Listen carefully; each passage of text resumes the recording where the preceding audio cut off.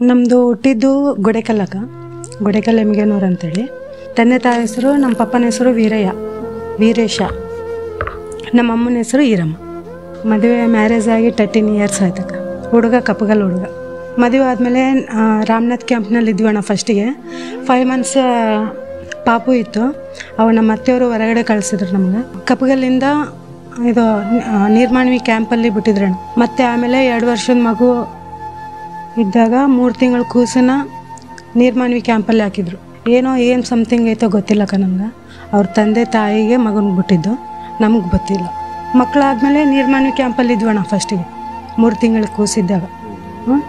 ಮತ್ತು ಆಮೇಲೆ 2 ವರ್ಷದ ಕೂಸಿದ್ದಾಗ ನೀರ್ಮಾಣ್ವಿ ಕ್ಯಾಂಪಲ್ಲಿದ್ವಿ. ಬೆಂಗಳೂರಲ್ಲಿ ಆಶ್ರಮದಲ್ಲಿ ಇದ್ನಣ್ಣ 1.5 ವರ್ಷ. ಸ್ವಲ್ಪ ಬರೋಕೆ ಹೋಗೋಕೆ ತ್ರಾಸಾಗುತ್ತೆ ಅಂಥೇಳಿ ಇಲ್ಲಿ ಬಿಟ್ರು. ಈಗ ವಾಸಿ ಆಗಿದೆ, 3 ತಿಂಗಳಾಯಿತು. ಸೇವೆ ಮಾಡ್ತಾಯಿದ್ದೀನಿ ಎಲ್ಲರಿಗೂ. ಮಕ್ಕಳು ಅಲ್ಲೇ ಕಪ್ಪಗಲ್ಲಾಗಿದ್ದಾರಕ್ಕ. ಗಂಡ ಅಲ್ಲೇ ಇರ್ತಾರಣ್ಣ, ಕಪ್ಪಗಲ್ಲಾಗಿರ್ತಾರೆ. ನನಗೆ ಸ್ವಲ್ಪ ಮಾನಸಿಕ ಆಗಿತ್ತಣ್ಣ. ಸ್ವಲ್ಪ ಮನೆಯದು ಸ್ವಲ್ಪ ಟೆನ್ಷನ್ ತೊಗೊಂಡು ಈ ಥರ ಆಗಿತ್ತು. ಡ್ರೀಮ್ಸ್ ಫೌಂಡೇಶನ್ ನಾನು ಬೆಂಗಳೂರಲ್ಲಿ 2 ವರ್ಷ ನನ್ನ ಮಗು 2 ವರ್ಷ ಕೂಸಿದ್ದಾಗ ಧಾರವಾಡ ಮೆಡಿಸಿನ್ ಕೊಟ್ಟಿದ್ರಣ್ಣ 3 ವರ್ಷ. ಮತ್ತು ಆಮೇಲೆ ಬೆಳಗಾಂದಾಗ 3 ತಿಂಗಳು ಕೊಟ್ಟಿದ್ರಣ್ಣ. ರಾಂಚಿಯಾಗ 2 ವರ್ಷ ಇದ್ನಣ್ಣ. ಮತ್ತು ಡ್ರೀಮ್ಸ್ ಫೌಂಡೇಶನಾಗ 2 ವರ್ಷ ಇದ್ನಣ್ಣ. ಇಲ್ಲಿ 3 ತಿಂಗಳಾಯಿತು, ವಾಸಿ ಆಗಿದೆ. ಏನಾಗಿದ್ದಿಲ್ಲ ಅಣ್ಣ, ಸ್ವಲ್ಪ ಮೈಂಡ್ಸ್ ಅಪ್ಸೆಟ್ ಆಗಿತ್ತು. ಸ್ಕ್ಯಾನಿಂಗ್ ಆಗಿದೆ, ಮತ್ತು ಶಾಕ್ ಟ್ರೀಟ್ಮೆಂಟ್ ಆಗ್ಯಾವ. ಒಂದು 30-40 ಶಾಕ್ ಟ್ರೀಟ್ಮೆಂಟ್ ಕೊಟ್ಟಾರ. ಏನಂದರೆ ಸ್ವಲ್ಪ ಮನ್ಯಾಗ ಒಂದು ಸ್ವಲ್ಪ ಅವ್ರು ಏನೊಂದು ಸ್ವಲ್ಪ ಆಟ ಮಾಡ್ತಾಯಿದ್ರಲ್ಲ, ಹಂಗಾಗಿ ನನಗೆ ಸ್ವಲ್ಪ ಬೇಜಾರಾಗಿ ಸೂಸೈಡ್ ಮಾಡ್ಕೊಂಡ್ಬಿಡ್ತಾಯಿದ್ದೆ ನಾನು. ಇವರೇ ನಮ್ಮ ಸೋದರ ಮಾವನವರು, ನಮ್ಮ ಅತ್ತೆ, ನಮ್ಮ ಮಾವ ಅವ್ರು ಸ್ವಲ್ಪ ಕಿರಿಕಿರಿ ಮಾಡ್ತಿದ್ರು. ಅಂದರೆ ಚೆನ್ನಾಗಿದ್ದಾರಣ್ಣ, ಅವರು ಚೆನ್ನಾಗಿದ್ದಾರೆ. ಬಟ್ ಏನಂದರೆ ನಮಗೆ ಸ್ವಲ್ಪ ಈ ಥರ ಹಿಂಗೆ ಮಾಡಿದ್ದಾರೆ ಅಷ್ಟೇ. ನಮ್ಮ ಯಜಮಾನ್ರು ಬೆಂಗಳೂರಿಂದ ಇಲ್ಲಿ ಕರ್ಕೊಂಬಂದ್ರಣ್ಣ. ಇವ್ರು ಬಂದು ಆಶ್ರಮದಲ್ಲಿದ್ದರಂತೆ. ಅವ್ರ ಯಜಮಾನ್ರಿಗೆ ಹೋಗೋಕೆ ಬರೋಕ್ಕೆ ಭಾಳ ತೊಂದರೆ ಆಗ್ತಾಯಿತ್ತು. ತುಂಬ ಬಡವರಿದ್ದಾರೆ ಅವರು. ಈಗ ಬೆಂಗಳೂರಿಗೆ ಹೋಗಿ ಬರಬೇಕು ಅಂದ್ರೆ ಅವ್ರಿಗೆ ಭಾಳ ತೊಂದರೆ ಆಗ್ತಾಯಿತ್ತು. ಅವ್ರ ಒಂದು ಅಂಗಡಿ ಐತೆ, ಆ ಅಂಗಡಿಯಿಂದ ಅವ್ರ ಜೀವನ ನಡೀತಾ ಇದೆ ಇವ್ರ ಗಂಡಂದು. ಎಲ್ಲಿ ಫಸ್ಟು ಧಾರವಾಡ ಆ ಕಡೆ ಎಲ್ಲ ತೋರಿಸಿದ್ರಂತೆ. ಅವ್ರಿಗೆ ಹುಷಾರಾಗಿದ್ದಿಲ್ಲ.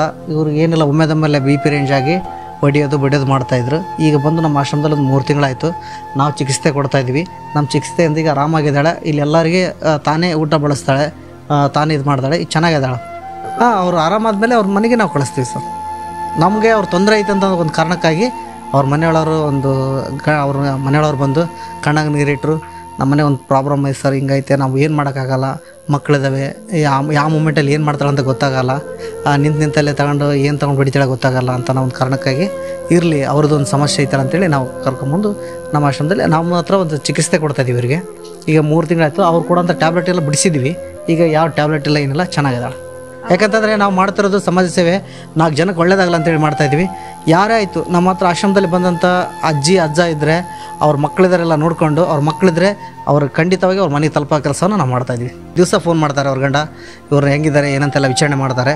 ಅವ್ರ ಮೆಡಿಷನ್ಗೆ ಏನಾನ ಹೆಲ್ಪ್ ಬೇಕಂದ್ರೆ ಅವ್ರು ಮಾಡ್ತಾಯಿದ್ದಾರೆ. ಇಲ್ಲ ಅವ್ರು ಬಂದರೆ ಮತ್ತೆ ಅಲ್ಲಿ ಇವ್ರು ಅವ್ರಂಗೆ ಮತ್ತೆ ನೆನಪಾಗುತ್ತೆ ಅಂತೇಳಿ ದಿನ ಫೋನ್ ಮಾಡ್ತಾರೆ. ಅವ್ರು ಇನ್ನೂ ಒಂದು 1-2 ತಿಂಗಳಲ್ಲಿ ಓದ್ತಾರೆ ಇವರು. ಇಲ್ಲ ಒಳ್ಳೆ ಚೆನ್ನಾಗಿದ್ದಾಳ್ರಿ ನಮ್ಮ ಜೊತೆ, ನನ್ನ ತಂಗಿಯಾಗಿ, ನಮ್ಮ ಆಶ್ರಮದ ಮಗಳಾಗಿ ಒಂದು ಎಲ್ಲರಿಗೆ ರುದ್ರಿಗೆ ಸೇವೆ ಮಾಡ್ಕೊತ 3 ತಿಂಗಳಲ್ಲಿ ಇಷ್ಟು ಚೇಂಜ್ ಆತಾಳ ಅಂತ ನಾನು ಅಂದ್ಕೊಂಡಿದ್ದಿಲ್ಲ. ಅವ್ರ ಗಂಡ ಹೇಳೋ ರೀತಿಗೂ ಈ ಅಮ್ಮ ಫಸ್ಟಿಗೆ ಬಂದಾಗೆ ನಮ್ಮ ಸ್ಟಾಫ್ಗೆಲ್ಲರಿಗೂ ಹೊಡೆದಿದ್ದಾಳೆ. ನಾವು ಏನು ಮಾಡೋಕ್ಕಾಗಿಲ್ಲ, ಯಾಕಂದ್ರೆ ಆ ಮೆಂಟಲಿಟಿ ಆ ಥರ ಮಾಡುತ್ತೆ. ಅದೇ ಲಾಸ್ಟ್, ಮತ್ತು ತಿರುಗಿ ಯಾವ ಥರ ನಮ್ಗೆ ಯಾರಿಗೂ ತೊಂದರೆ ಕೊಟ್ಟಿಲ್ಲ.